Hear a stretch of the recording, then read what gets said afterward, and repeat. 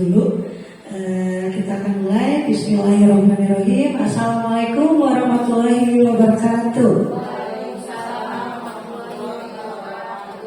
Sebelumnya terima kasih dan selamat datang untuk para hadirin yang sudah berkenan meluangkan waktunya untuk hadir di tempat ini dalam kegiatan diseminasi atau menyebarkan pemahaman dan penerapan pengalaman budaya positif. Tapi sebelumnya yang terhormat kepada Ibu Kepala Sekolah, Ibu Siti Musyafah, dan yang saya hormati Dewan Guru serta tamu undangan yang telah berkenan hadir di ruang kelas ini. Pertama-tama puji dan syukur marilah kita panjatkan kepada Allah Subhanahu wa taala karena berkat rahmat dan hidayahnya kita semua dapat berkumpul di tempat ini dalam keadaan sehat walafiat. Salawat beserta salam semoga senantiasa terlimpah curahkan kepada Nabi Muhammad SAW yang telah membawa kita semua dari zaman yang penuh kebodohan hingga zaman yang penuh ilmu pengetahuan. Semoga kita semua mendapatkan syafaatnya di hari nanti. Ibu-ibu yang telah hadir di tempat ini, terima kasih banyak sudah berkenan untuk hadir dan mendengarkan paparan materi mengenai budaya positif. Jadi diseminasi ini merupakan salah satu tugas saya sebagai calon guru penggerak angkatan 9 dari Kota Bogor. Jadi tugas diseminasi ini merupakan tugas tagihan yang harus diunggah dengan mengumpulkan beberapa ibu-ibu dan saya menyampaikan materi yang sudah saya pelajari di modul 1.4 mengenai budaya positif. Tapi mohon maaf di sini ibu bapak, ibu kepala sekolah dan ibu guru, bukan berarti saya di sini lebih tahu, tapi kita berbagi pengalaman saja. Mungkin saya di sini tahu teorinya, tetapi ibu-ibu bahkan lebih tahu untuk praktik di lapangan kepada anak-anak. Jadi untuk yang pertama yaitu adapun paparan yang akan disampaikan hari ini yaitu mengenai perubahan paradigma belajar yang pertama, yang kedua mengenai disiplin positif, yang ketiga ada nilai-nilai kebajikan, yang keempat ada kebutuhan dasar manusia, yang kelima motivasi perilaku manusia, yang keenam posisi kontrol guru, yang ketujuh keyakinan kelas, dan yang terakhir segitiga restitusi. Jadi di sini bukan serta merta ini untuk anak saja, tetapi ini juga bisa kita terapkan sebagai guru di sekolah dan juga seluruh pemangku kepentingan yang berkaitan dengan sekolah seperti orang tua, komite, juga seluruh stakeholder yang berhubungan dengan pendidikan yang ada di sekolah. Tapi sebelumnya ibu-ibu coba saya mau ngecek semangatnya dulu ya, biar tidak layak ini jam rawan, jam panas-panasnya. Kalau saya mengucapkan atau ya saya notista semuanya jawabnya jaya jaya jaya. Yang mudah-mudahan dengan kata jaya itu kita menjadi sekolah yang unggul dan bisa setara dengan sekolah-sekolah sukses yang lainnya ya. Coba ya ibu-ibu, SDN Notista jaya jaya jaya ya. Mudah-mudahan dengan adanya diseminasi ini menjadikan kita lebih mudah untuk mencapai visi-visi sekolah dan menciptakan murid-murid impian yang nantinya akan menjadi murid-murid yang sukses. Amin. Kita mulai dari materi pembelajaran dengan paradigma baru. Seperti yang telah kita ketahui dari tahun ke tahun itu selalu saja ada perubahan paradigma pada dunia pendidikan. Nah, yang paling menonjol sekarang adalah bahwasanya menurut tujuan pendidikan nasional, tujuan pendidikan itu mengharapkan pembelajaran yang berpusat pada murid. Jadi kan kalau dulu mah istilahnya pembelajaran di kelas itu selalu ceramah, hanya transfer ilmu satu arah dari guru kepada murid. Tetapi diharapkan sebagai perubahan paradigma baru ini, kita sebagai seluruh yang berkaitan yang ada di lingkungan pendidikan harus melihat pembelajaran baru, yaitu pembelajaran yang dirancang berdasarkan prinsip berdiferensiasi. Apa itu berdiferensiasi? Yaitu disesuaikan dengan perkembangan atau sesuai kebutuhan yang diharapkan pada anak. Contohnya apa? Misalnya, kalau anak itu kan biasanya lebih cenderung senang yang pembelajaran yang menyenangkan. Nah, dari paradigma ini dan juga menurut filosofis Gajah Dewantara, pendidikan itu harus melibatkan anak secara utuh. Jadi anak menjadi pusat pembelajaran di kelas, bukan hanya guru sebagai transfer ilmu. Nah, tugas kita sebagai seorang guru di sini harus bisa menciptakan pembelajaran yang berinovasi, yaitu dengan menyenangkan, dengan mengaktifkan, kemudian menciptakan suasana yang nyaman. Nah, itu perubahan pendidikan paradigma baru, tentunya sesuai dengan tujuan profil pelajar Pancasila. Masih ingat ya ibu-ibu di sini profil pelajar Pancasila itu apa saja? Coba Yani, profil pelajar. Hanya biasa suka dinyanyikan Yani. Pelajar Pancasila beriman dan bertakwa pada Tuhan Yang Esa dan berakhlak mulia, berkebinekaan global, gotong royong mandiri, kreatif dan bernalar kritis. Nah, jadi pembelajaran yang kita ciptakan di sekolah itu untuk zaman sekarang itu harus yang goalsnya itu menciptakan pembelajaran sesuai dengan profil pelajar Pancasila ya. Nah, ada juga tentang miskonsepsi tentang teori kontrol. Nah, apa itu teori kontrol? Sekarang saya coba mau minta satu orang di sini, dua orang memikirkan sesuatu yang sangat berharga dalam hidupnya. Anggap saja sesuatu itu ada di dalam genggaman tangan. Misalnya, Bu Yanti deh, Bu Yanti, kira-kira Bu Yanti pikirkan barang atau benda atau sesuatu yang sangat berharga untuk Bu Yanti. Sudah satu benda, satu barang atau misalnya sesuatu apapun yang sangat berharga sudah dipikirkan sesuatu itu sudah anggap ada di dalam kepalan tangan. Nah, seperti ini ya. Nah, sekarang coba ibu saya yang ada di sebelahnya,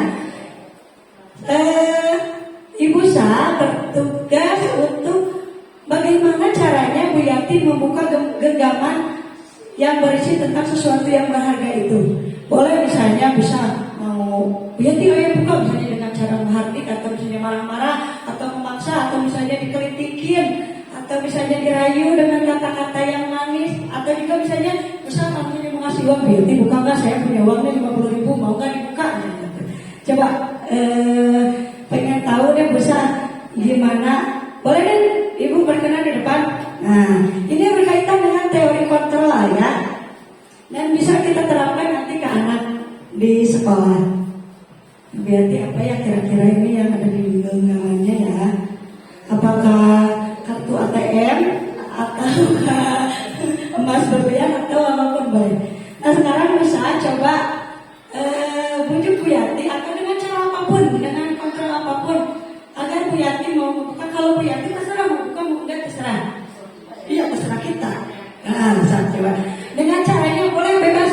Bu mau pakai uang, mau dimarah-marahin, mau dikelilain, boleh. Ayo.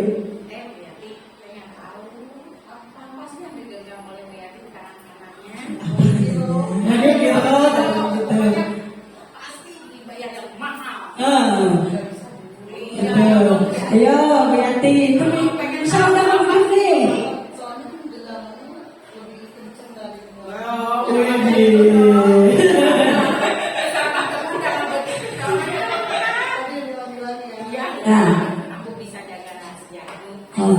Jadi keputusan dari Bu Yanti mau dibuka apa enggak? Gitu. Ya, waktunya 20 detik ya, saya udah hitung dari tadi nih.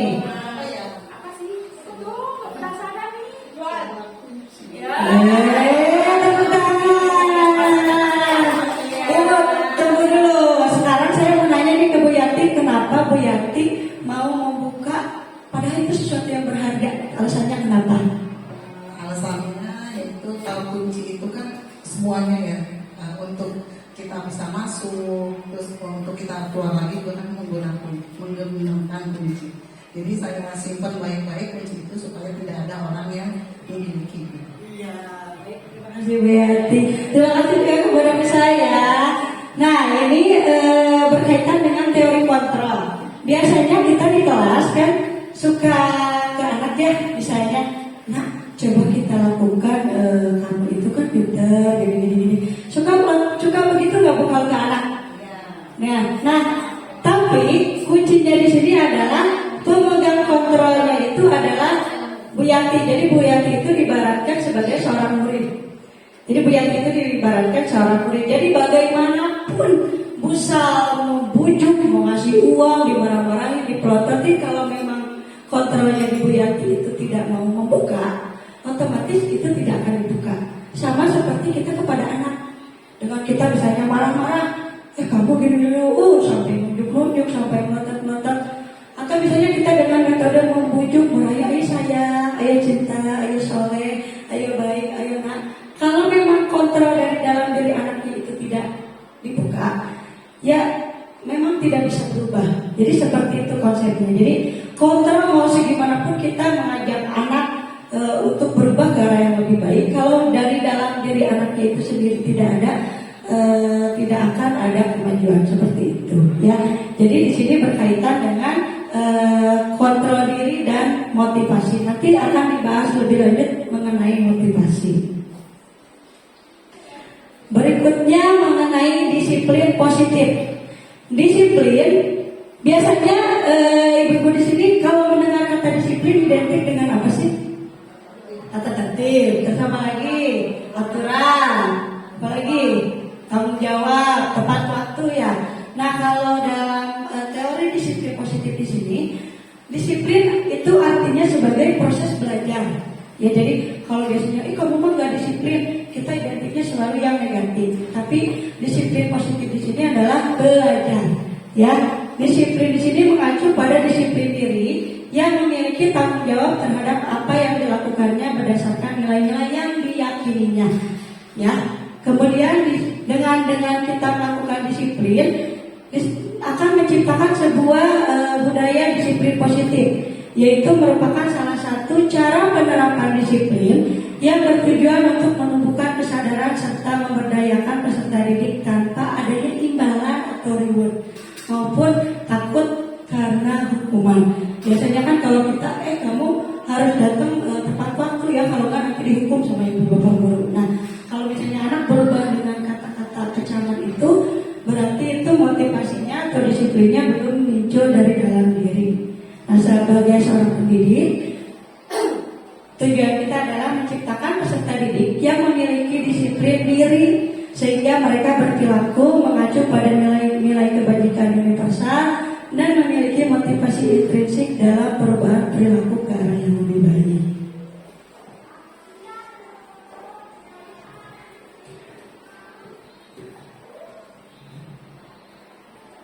Nah, selanjutnya 5 kebutuhan dasar manusia. Nih, Bu Yanti lagi nih, biasanya Bu Yanti yang kebutuhan apa sih yang paling diharapkan oleh Ibu? Atau Bu Yanti atau Bu Eka?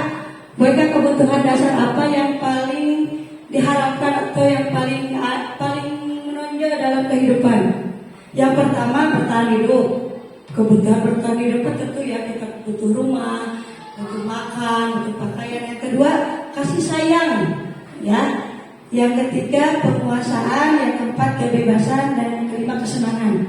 Bu Epi, biasanya kebutuhan dasar yang paling dibutuhkan oleh Ibu apa? Bertahan hidup. Kalau nggak bertahan hidup, kita nggak akan hidup ya, mati ya. Ya. Kalau mereka nih, sayang ya, kasih sayang ya. Oh iya benar ya. Kayaknya kalau ibu kesenangan. Ya, beda-beda kan ya, yang menjadi prioritas setiap orang itu kesenangan. Kalau saya itu kayaknya semuanya gitu. Enggak bohong. Coba kalau Bu Erni, Bu Repa deh, Bu Repa dulu deh. Bu Repa apa Bu? Kebebasan. Ya, karena Bu Repa sekarang masih bebas ya. Kalau Wianti nih, kasih sayang udah pasti kalau kasih sayang ya. Nah, ini juga kebutuhan dasar manusia ini juga ada pada diri anak yang harus dipenuhi oleh kita sebagai guru di sekolah. Yang pertama, kebutuhan bertahan hidup seperti makanan, pakaian, tempat tinggal, keamanan dan kesehatan. Contohnya di mana? Kita kan kalau di kelas kadang-kadang suka melihat anak yang lesu, ya pucet. Nah, ya kadang-kadang kan suka nanya, kamu kenapa sakit bukan? Ya bu, misalnya saya kurang belum sarapan misalnya. Nah, kenapa ini perlu disampaikan? Karena kita harus sebagai seorang didik harus bisa memenuhi kebutuhan hidup anaknya. Walaupun misalnya kita tidak bisa memenuhi apa yang dia makan ya, tapi setidaknya kita bisa menyampaikan kepada orang tua. Jadi tolong mama sebelum berangkat ke sekolah itu suruh sarapan dulu biar gak loyo, biar gak lesu. Atau kadang-kadang suka ada di kelas yang ngantuk, bahkan sampai istilah Sundanya mah lenyapan gitu ya. Pernah ada saya juga nanya, kenapa kamu seperti itu? Tidurnya malam, bantu dulu mama, misalnya ada yang berjualan. Nah itu juga otomatis kalau bukan kita siapa lagi yang memenuhi kebutuhan mereka di sekolah seperti itu. Nah yang kedua, rasa kasih sayang dan rasa ingin diterima. Kasih sayang ini biasanya kalau guru terima udah yakinlah udah pada handal kalau misalnya berkaitan dengan kasih sayang mah. Jadi kita merangkul, ya mami misalnya kenapa sayang, kenapa kamu lemas, ayo ikut ibu sayang. Jadi dengan ungkapan-ungkapan rasa cinta. Siapa tahu mereka seperti itu di sekolah kayak ada yang caper ya. Usah nih, yang kelas 1 dulu. Suka kadang-kadang ada ya anak-anak yang suka caper ya. Dia caper banget ke guru cari perhatian, terus dia melakukan hal-hal yang aneh. Mungkin dia di rumahnya tidak mendapatkan kasih sayang yang penuh dari orang tua. Jadi dia merasa ingin diperhatikan di sekolah oleh ibu bapak guru seperti itu. Jadi tugas kita, ayo merangkul anak-anak yang kekurangan kebutuhan dasar hidupnya. Yang ketiga, penguasaan. Penguasaan ini seperti harga diri, keinginan dianggap untuk memimpin dan berprestasi dan selalu ingin diakui. Pasti itu selalu ada aja ya di kelas ya. Anak-anak yang enggak juga ditunjuk udah maju, saya memimpin bu. Nah, ada gitu kan ya. Nah berarti kita harus tahu nih, berarti dia kebutuhan dasar hidup yang harus dipenuhinya adalah menjadi seorang pemimpin atau menjadi seorang penguasa. Yang keempat, kebebasan. Tadi berapa nih yang dipilih, yang milihnya kebebasan. Jadi kalau bebas itu jadi tidak dikekang. Biasanya kalau di kelas udah diam, kerjakan nomor 1 sampai nomor 5. Nah kalau kebebasan ini, bagaimana cara guru menciptakan inovasi pembelajaran yang membuat anak bebas mengeksplor sendiri pembelajarannya. Dan yang terakhir, kesenangan. Nah ini yang selalu saya terapkan di kelas, menciptakan pembelajaran dengan bermain. Karena sesuai dengan kodrat anak, mereka itu sangat senang untuk diajak bermain. Ya walaupun misalnya dengan permainan konteks pembelajarannya yang tadinya kita pengen sampai bab ini misalnya tapi dengan permainan hanya sedikit. Tapi dengan begitu itu akan menciptakan pengalaman baru kepada anak, karena sesuai dengan kodratnya anak memang suka bermain dan antusias terhadap hal-hal yang menyenangkan. Nah ini berkaitan dengan tadi, ada 2 jenis motivasi pada perilaku manusia. Yang pertama ada motivasi ekstrinsik dan ada motivasi intrinsik. Kalau motivasi ekstrinsik ini berasal dari bujukan atau rayuan. Nah ini juga saya pun selama mengikuti program berpenggerak ini baru tahu kalau dulu kan apa-apa kita kasih reward ya. Nah kita kasih reward, ayo yang bisa nanti dapat bintang. Nah seperti saya juga masih ada di kelas ya. Nah ini akan menjadi bahan refleksi ke depannya. Ternyata dengan kita memberikan reward, dengan kita memberikan hadiah, dengan kita memberikan hukuman, mereka itu berubahnya bukan karena keinginan diri. Jadi saya mah maju ke depan, saya mau ngomong karena biar dapat bintang. Kalau bintangnya udah 10 nanti dapat coklat. Nah nanti gimana kalau misalnya gurunya tidak melakukan hal itu? Dia mah nggak dikasih hadiah, aku dia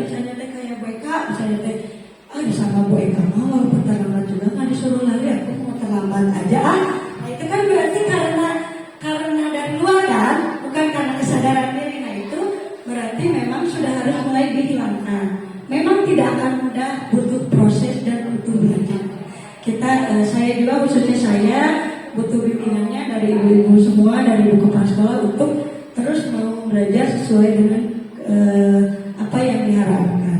Nah, kalau motivasi intrinsik, nah ini yang paling diharapkan. Jadi kalau motivasi intrinsik itu berasal dari kesadaran diri sendiri.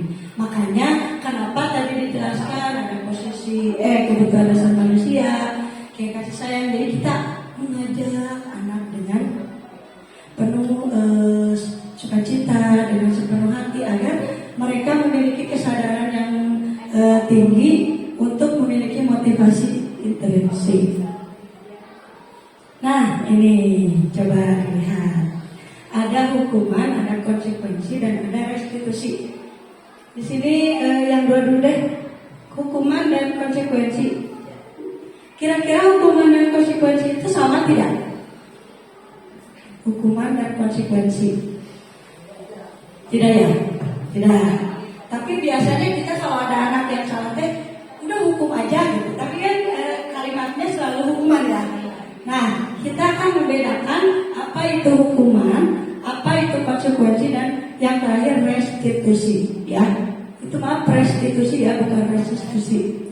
Nah, kalau hukuman itu biasanya tidak terencana atau tiba-tiba.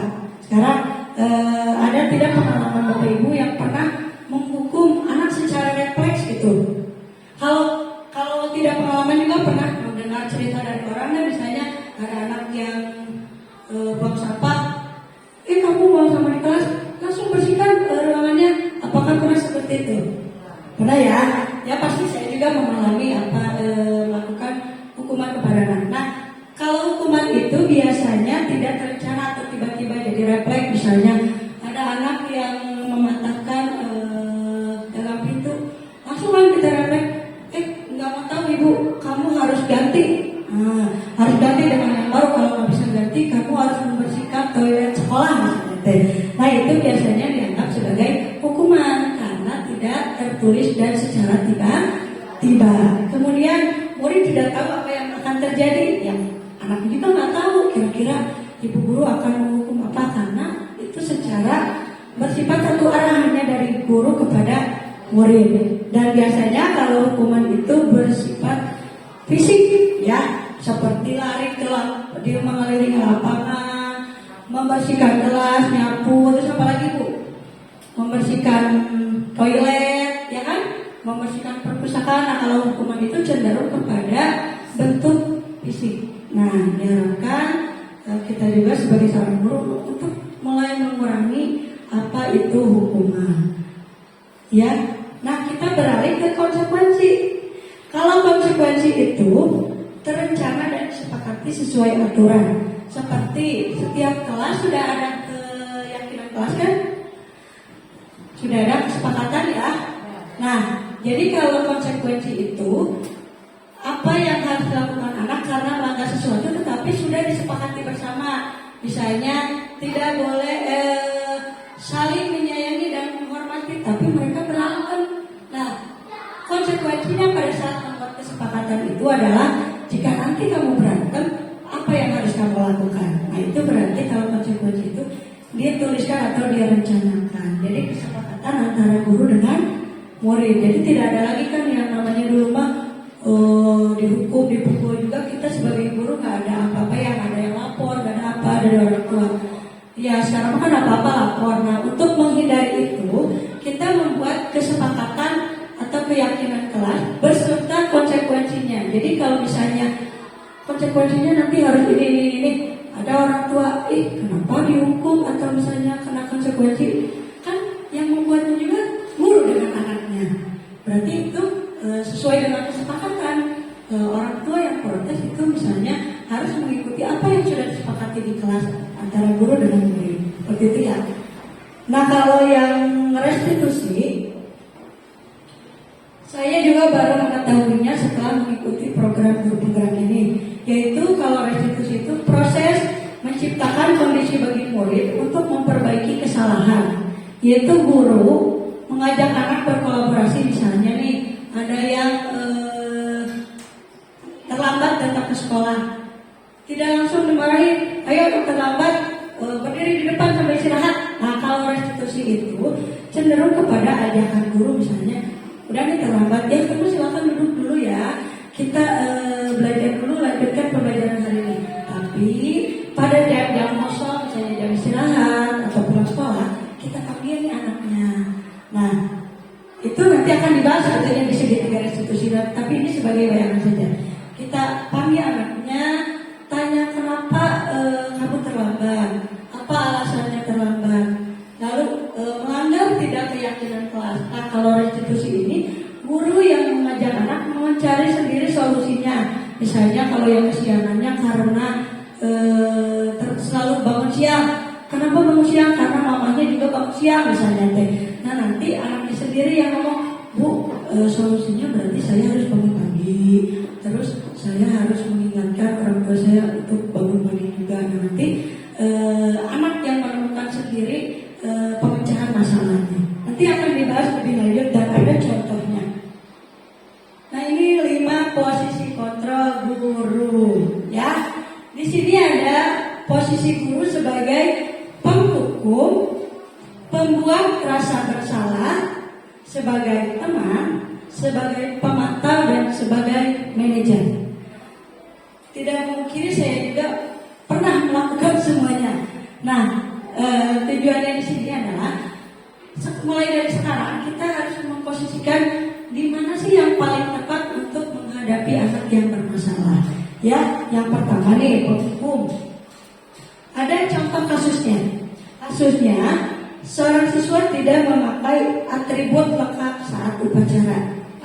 Kan biasa kita kalau misalnya nggak pakai atribut, ayo masuk ke depan, terus disetrap dulu. Nah ya, itu merupakan salah satu bagaimana guru memposisikan dirinya. Kalau guru yang memposisikan diri sebagai penghukum, di situ pasti ada dialog guru yang bilang, kamu selalu salah. Misalnya Bu Eka nih, Bu Eka upacara tapi nggak pakai atribut. Guru yang memposisikan diri sebagai penghukum, dia akan berbicara dengan nada yang tinggi. Pernah, apalagi kita zaman dulu guru-gurunya pasti seperti itu ya Ibu. Beda sama guru-guru zaman sekarang. Kalau zaman dulu mah kita nggak pakai topi, langsung dipelototin, ditunjuk-tunjuk kan. Ya bahkan ada yang pakai bambu. Nah itu kalau dalam posisi guru ini dianggap sebagai guru penghukum karena berbicara dengan nada tinggi, menunjuk-nunjuk, menghardik, marah-marah, melotot ya. Atau misalnya bisa saja berbicara seperti, kamu selalu saja salah, cepat keliling lapangan tiga keliling misalnya. Nah itu contoh guru sebagai penghukum. Yang kedua, pembuat rasa bersalah. Nah, kalau pembuat rasa bersalah ini, guru itu berbicara seperti ini ke anak. Berapa kali ibu harus memberitahu kamu? Kamu selalu saja membuat ibu kecewa. Nah, dengan kata-kata tersebut biasanya anak merasa bersalah. Nah, justru posisi ini yang biasanya berbahaya karena anak cenderung memendam perasaannya sendiri. Kalau misalnya terlalu sering, kemudian terlalu banyak dipendam, nah khawatirnya suatu saat akan meletup emosinya, dia akan menyakiti dirinya sendiri atau bahkan menyakiti teman. Yang ketiga, posisi guru sebagai teman. Nah ini pasti pernah ya kita merangkul anak-anak, memposisikan kita adalah teman mereka. Nah ini posisi teman ini contohnya, misalnya untuk kasus yang tadi ya, ayo dong ikuti aturan sekolah, tolong bantu ibu ya sekali ini, lain kali jangan sampai berbuat seperti ini lagi. Jadi kita kayak membujuk anak itu seolah-olah kita adalah teman mereka gitu. Kalau yang pemantau ini hampir sama, cuman kalau pemantau itu lebih mengingatkan apa sih konsekuensinya kalau kamu melanggar aturan ini. Misalnya kamu sudah melanggar peraturan sekolah, kamu tahu nggak konsekuensinya apa? Nah setelah upacara kamu beri atributnya ya ke koperasi dan jangan diulangi lagi. Itu posisi pemantau. Dan kalau yang terakhir adalah posisi manajer. Ini yang diharapkan dan yang paling ideal untuk diterapkan kita kepada anak, yaitu Jadi kita tanya dulu kenapa penyebabnya, misalnya kenapa kamu nggak pakai atribut. Misalnya saya nggak punya bu, alasannya apa? Mungkin dia alasannya karena tidak ada uang. Kalau benar-benar tidak ada uang ya, tidak ada uang. Ya udah gimana ya solusinya? Kamu kira-kira gimana nih? Maksudnya solusinya karena saya mamanya tidak memperhatikan bu, bodo amat misalnya. Kira-kira gimana ya solusinya? Kita cari sama-sama yuk pemecahan masalahnya misalnya teh. Nah kalau manajer ini jadi guru itu menanyakan dulu apa masalahnya, apa penyebabnya, dan membantu anak untuk menemukan sendiri pemecahan masalahnya. Nah sekarang di sini ada 5 pertanyaan berisi 5 pernyataan, termasuk posisi kontra yang mana sih kalimat ini? Coba nomor 1, pertanyaan slide pertama ini. Bagaimana kan tadi ada posisi guru sebagai penghukum, pembuat rasa bersalah, teman, pemantau, dan manajer. Kan kalau yang paling ideal itu manajer ya. Nah ini kira-kira kalimat ini termasuk ke dalam posisi yang mana? Ayo. Hah? Apa bu? Ya, posisi guru, pembuat rasa bersalah, betul sekali. Sekarang yang kedua nih, ayo. Yang kedua, kamu tidak pernah berubah, selalu saja datang terlambat. Ya, kakak. Sebagai apa? Penghukum, karena lebih kepada cenderung hukuman fisik ya. Hukuman fisik tadi sudah disebutkan. Kalau penghukum itu dengan nada yang tinggi, kemudian menunjuk-nunjuk atau marah-marah. Yang ketiga, posisi kontra, apakah aku? Ya, teman, wah hebat ya, berarti semuanya menyimak nih materinya. Yang keempat, kamu tahu tidak kita masuk jam berapa? Pemantau, ya. Dan yang terakhir, manajer. Jadi kalau manajer itu cenderung menawarkan diri dan membantu anak untuk mencari sendiri apa pemecahan dari masalah yang dihadapi. Nah, berikutnya kepada keyakinan kelas. Kalau dulu kita biasanya kesepakatan ya. Nah, kenapa keyakinan kelas bukan peraturan atau kesepakatan kelas? Jadi kenapa keyakinan? Karena diharapkan itu muncul dari dalam diri ya, seperti tadi yang sudah dijelaskan. Jadi yang dilakukan itu berdasarkan keyakinan dirinya, motivasi dirinya yang muncul dari dalam diri. Jadi bukan karena adanya reward atau hukuman. Jadi itu keyakinan kelas. Lalu bagaimana caranya nih membuat keyakinan kelas? Mungkin ini berbagi pengalaman aja ya. Kalau dulu kan kadang-kadang kita buat kesepakatan kelas, ujung-ujung tulis, tempel, print. Kadang-kadang kalau gitu mah anak suka nggak dibaca ya. Terus apalagi ada tuh di kelasnya juga kesepakatan kelasnya kecil teh dari jauh. Nah, diharapkan kalau keyakinan kelas itu membuatnya itu berdasarkan curah pendapat. Walaupun misalnya di kelas 1 atau di kelas 2, tidak apa-apa kita coba saja. Kan anak-anak cenderung meyakininya, misalnya di kelas 1 kira-kira menciptakan kelas yang ideal itu harus bagaimana ya? Misalnya kitanya harus bagaimana ya? Sikap yang baiknya bagaimana ya? Nanti masing-masing anak itu menuliskan curah pendapatnya, misalnya mau di kertas, mau di papan tulis, mau di stick note. Mudah-mudahan dengan dari muncul dari curah pendapat anak, mereka mengingatnya. Misalnya, oh aku kan dulu pernah nulis kalau jadi murid itu harus saling menyayangi. Pas dia mau berantem teh, ya kan nggak boleh. Aku kan dulu waktu itu nulis gitu. Itu kan karena dari dalam dirinya ya, karena dia yang menuliskan sendiri, bukan karena peraturan guru blok aja di kelas.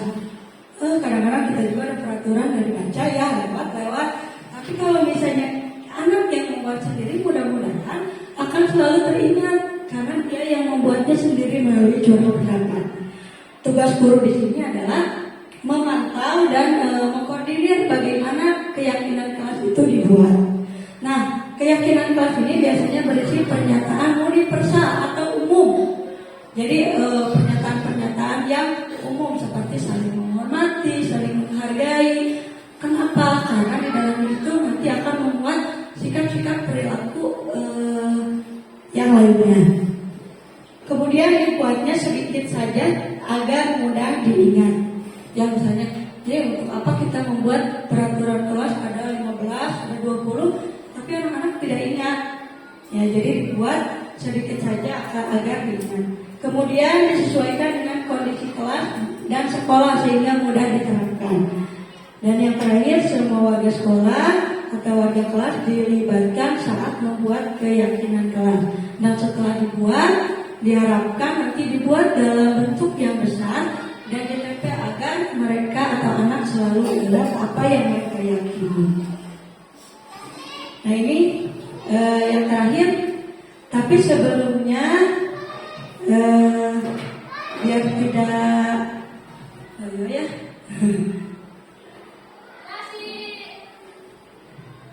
Ibu berkenan untuk berdiri dulu. Biar ayo gue dengerin materinya ngantuk. Nah ini juga kan kadang-kadang anak juga ya kan. Ibu berapa lama lagi? Ibu pulang jam berapa? Kan suka gitu ya ada gurunya ngomong gitu. Mudah-mudahan ini juga bisa kita terapkan di kelas agar menciptakan semangat pada anak.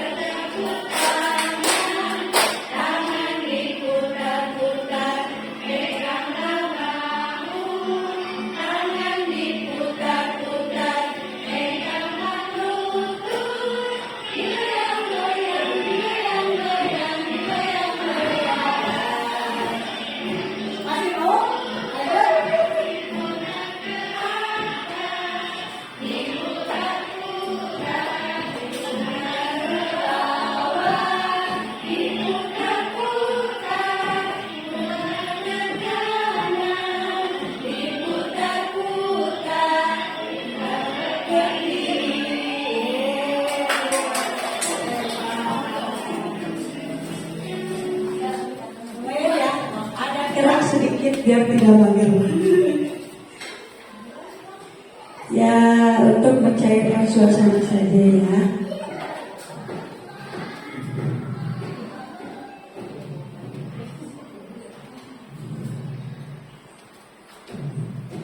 Nah, baik ibu-ibu semuanya, ini adalah paparan terakhir dari materi kita hari ini, yaitu segitiga restitusi. Seperti yang telah tadi dijelaskan di awal, bahwa restitusi itu adalah proses dialog yang dijalankan oleh guru agar dapat menghasilkan murid yang mandiri dan bertanggung jawab. Jadi di sini bisa saja guru menyusun strategi bagaimana cara berbicara kepada murid agar mereka dapat mengungkapkan apa sih alasan melakukan kesalahan tersebut. Nah, bagaimana dia mencari sendiri pemecahan masalahnya, karena dia sendiri yang tahu apa yang dia rasakan. Tugas guru di sini hanya sebagai fasilitator, sesuai dengan filosofis Ki Hajar Dewantara bahwa tugas seorang guru adalah sebagai penuntun yang menuntun anak, ya, jadi sebagai among. Jadi di sini guru menyusun strategi untuk menghasilkan murid yang mandiri dan bertanggung jawab. Dalam segitiga restitusi ini ada 3 tahapan. Yang pertama, menstabilkan identitas. Jadi dalam kegiatan menstabilkan identitas ini biasanya setelah memanggil anak, ibu guru nanya, kamu kenapa tadi? Saya terlambat, Bu. Kenapa kamu terlambat? Saya apa? Nah, di sini guru menstabilkan emosinya dengan mengatakan, oh, berbuat salah itu wajar. Jadi dia merasa tidak terlalu overthinking. Nah, tidak ada manusia yang sempurna. Jadi berbuat kesalahan itu misalnya manusiawi, atau dia terlambat. Bapak Ibu juga pernah melakukan itu, tapi Bapak dan Ibu selalu memperbaikinya, jadi tidak mengulanginya lagi. Kemudian atau mengatakan, Ibu tidak mencari siapa yang salah, tapi Ibu mencari solusi dari permasalahan ini. Atau yang terakhir, kamu berhak merasa seperti itu. Yang kedua, ada tahapan validasi tindakan yang salah. Pada validasi tindakan yang salah ini berdasarkan prinsip setiap perilaku yang berupaya memenuhi suatu kebutuhan tertentu. Misalnya, guru dengan mengatakan, kamu pasti punya alasan mengapa melakukan hal itu, atau padahal kamu bisa melakukan hal yang lebih buruk dari ini. Misalnya ada anak yang berantem memukul temannya karena dia diledek-ledekin sama orang tuanya. Nah, dengan validasi tindakan yang salah ini, guru mengungkapkan apa alasan dia melakukan hal tersebut. Jadi kita memvalidasi apa yang menjadi penyebabnya. Dan yang terakhir, menanyakan keyakinan. Jadi berdasarkan prinsip teori kontrol bahwa pada dasarnya kita termotivasi secara intrinsik. Jadi anak yang menemukan sendiri apa pemecahan masalah dari yang dihadapi, masalah yang dihadapi. Misalnya dengan menanyakan, ini udah terlambat nih, apa alasannya? Karena saya bangun kesiangan. Nah, kita menanyakan apa keyakinan kelas yang sudah dibuat. Misalnya dia membuat keyakinannya datang tepat waktu. Nah, kita mau menanyakan keyakinan dia untuk mengingat kembali keyakinan kelas yang sudah dibuat, ya. Kemudian apa hal yang akan kamu lakukan? Bagaimana cara kamu untuk memperbaiki ini? Nah, di sini adalah posisi kita yang tadi yang sudah diungkapkan, posisi guru di sini harus menempatkan sebagai guru yang berposisi sebagai manajer. Nah, ini kemarin saya sudah membuat skenario mengenai segitiga restitusi. Ini hanya skenario ya, bukan benar hebat-hebat anak-anaknya tetap acting. Siapa coba ini? Hari punya ya. Nah, jadi kasus di sini apa kira-kira? Kesiangan ya. Jadi karena kesiangan dia jadi tidak percaya diri, jadi murung, kemudian otomatis pelajaran tidak tertinggal. Nah, di sini posisi guru di sini, makanya saya kemarin membuat sebuah skenario ini bukan plot twist-nya ya. Dia kok dia yang padahal dia tidak pernah terlambat gitu, tapi melihat bibit-bibit dari anak-anak kita ternyata mereka hebat, nggak bisa acting gitu. Nah, di sini saya membuat skenario segitiga restitusi, memanggil siswa yang terlambat tersebut untuk melakukan segitiga restitusi.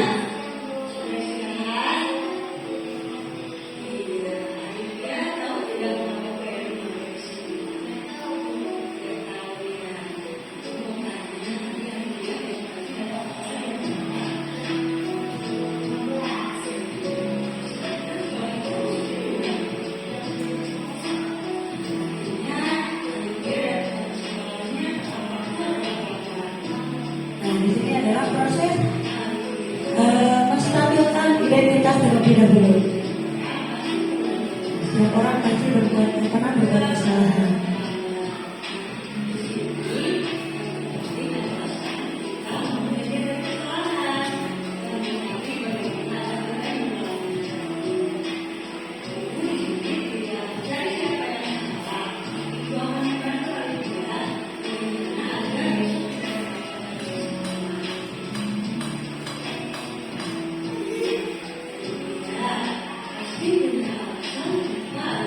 Ditanya dulu alasannya kenapa, itu merupakan langkah kedua ya, validasi tindakan yang salah.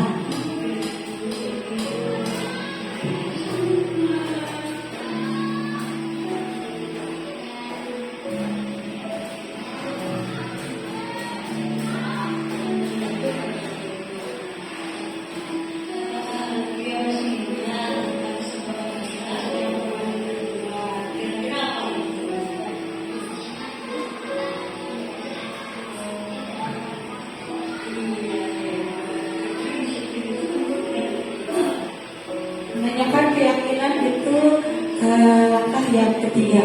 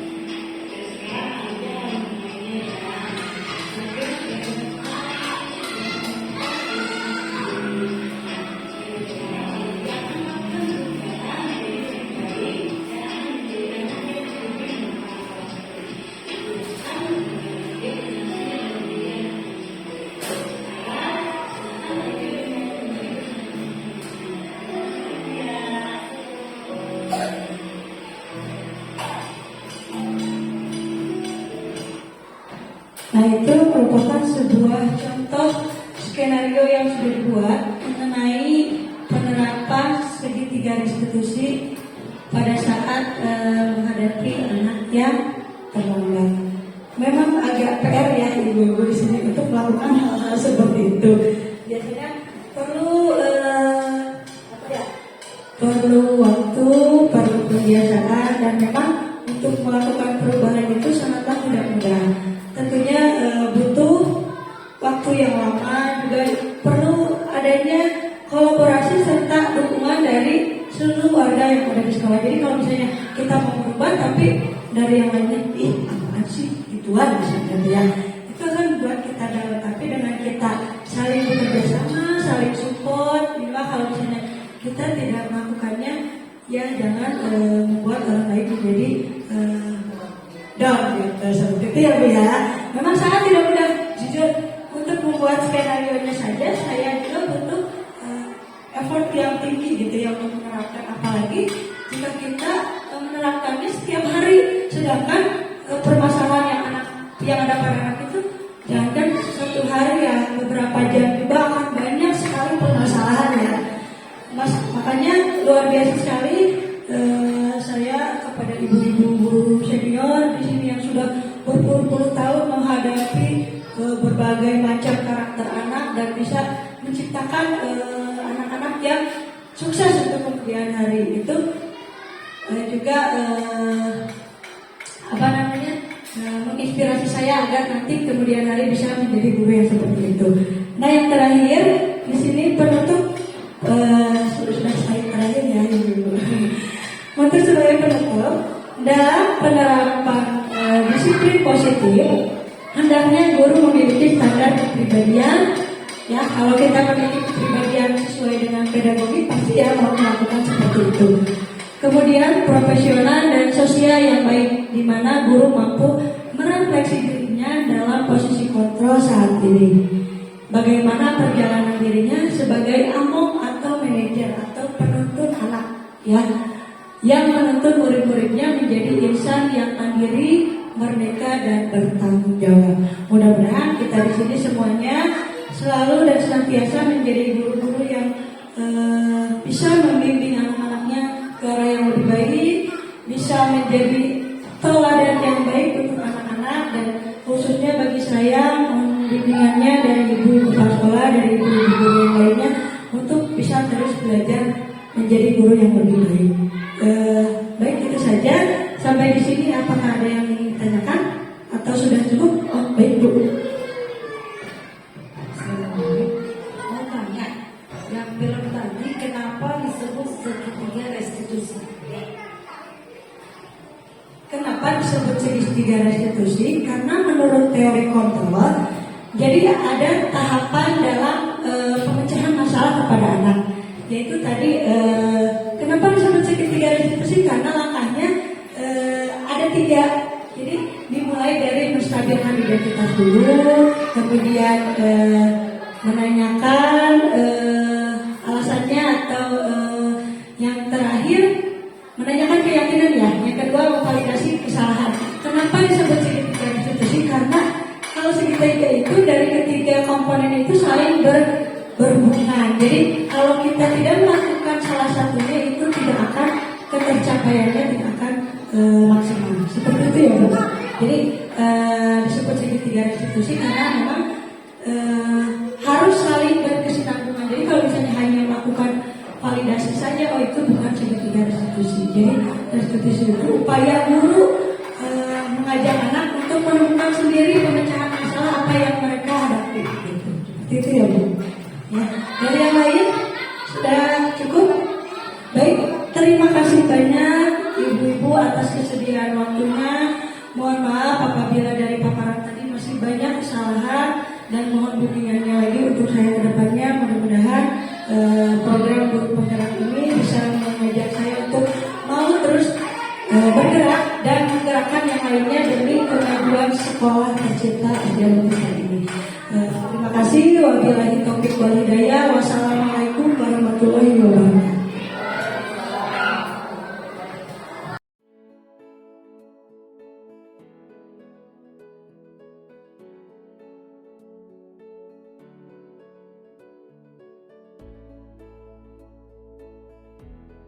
Assalamualaikum warahmatullahi wabarakatuh.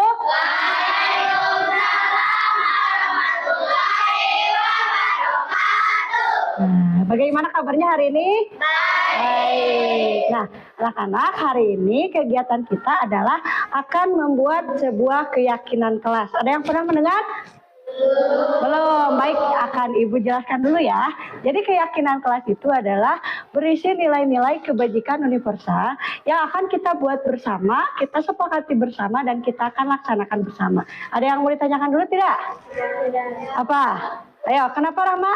Kenapa keyakinan kelas bukan tata tertib kelas? Oh, kenapa bukan tata tertib kelas? Karena kalau keyakinan kelas itu kita meyakininya dari dalam diri, ya. Jadi motivasinya dari dalam diri kita, bukan karena takut dihukum. Oh, kita melakukannya karena takut dihukum guru, atau misalnya kita melakukannya karena ingin diberi hadiah oleh guru. Jadi bukan seperti itu, tapi berasal dari dalam diri kita masing-masing, ya, dari dalam diri kita sendiri yang akan kita lakukan dan akan kita laksanakan dengan penuh tanggung jawab. Nah, hari ini kita akan membuat keyakinan kelas. Jadi teknisnya, Ibu akan membagikan sick note, kemudian nanti masing-masing dari kalian semua menuliskan masing-masing keyakinan kelas yang akan kita sepakati bersama di kelas ini. Paham sampai sini? Paham. Baik, Ibu. Tapi Ibu beri contoh dulu.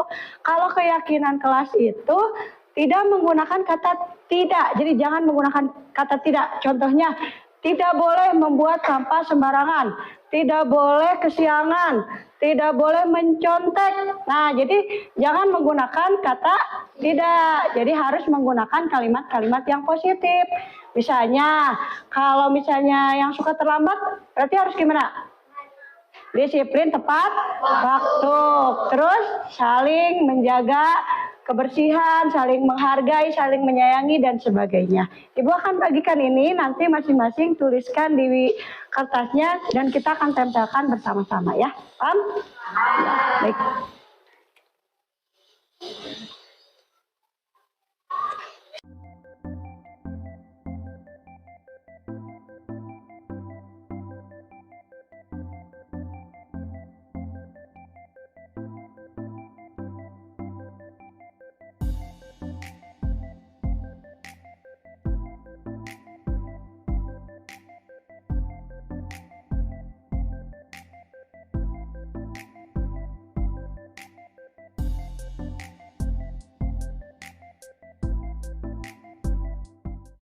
Semuanya sudah menempelkan masing-masing yang tadi ditulis?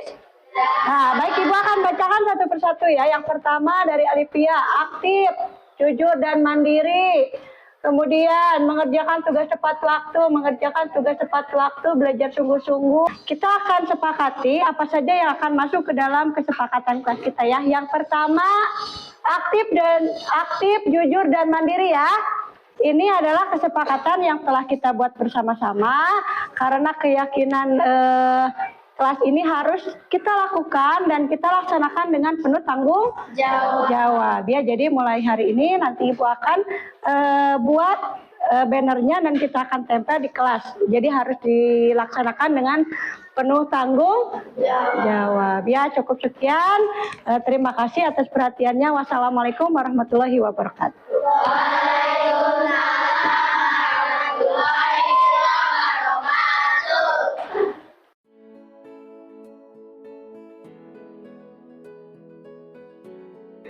Assalamualaikum warahmatullahi wabarakatuh. Perkenalkan, nama saya Balkis.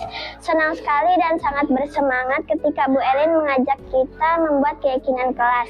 Keyakinan kelas itu sangat penting karena membuat kita bertanggung jawab, disiplin, dan menghargai orang lain.